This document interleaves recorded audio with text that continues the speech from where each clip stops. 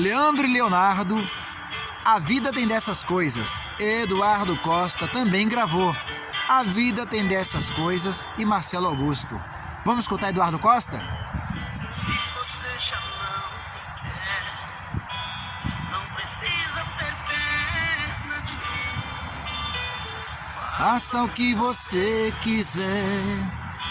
Grande canção. Esse grande sucesso foi composto pelo grande produtor e compositor Paulo De Bétio, em parceria com Roberto José.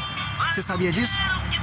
E essa canção foi um grande sucesso com o cantor Marcelo Augusto, nos grandes anos da música sertaneja. Lembra? Tinha o Sabadão Sertanejo, Viva a Noite. Aí logo em seguida, Leandro e Leonardo, após estourar, gravou essa canção. E adivinha? Estourou também. A Vida Tem Dessas Coisas. E hoje Eduardo Costa gravou também a canção de Paulo De Bétio e Roberto José, os compositores dessa canção. E Eduardo Costa ressuscitou novamente a canção, que toca bastante na sua voz, né? E você vê, né? Quando a música é feita sem,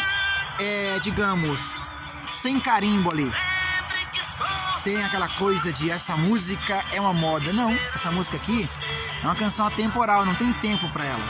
Ela vai tocar hoje, tocou ontem e vai tocar para sempre enquanto existir, sem falar nas regravações que serão feitas ainda. Regravações essas, eu tô falando aqui de Eduardo Costa, Leandro, Leonardo e Marcelo Augusto. Mas com certeza vários cantores e duplas já regravaram essa canção também. E vão continuar regravando. Você sabia disso?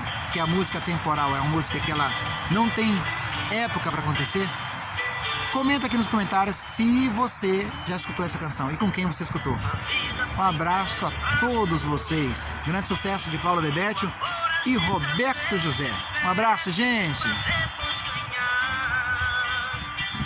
Se o destino for... Linda canção, né, gente? O que tem que ser, que será. Um abraço, gente.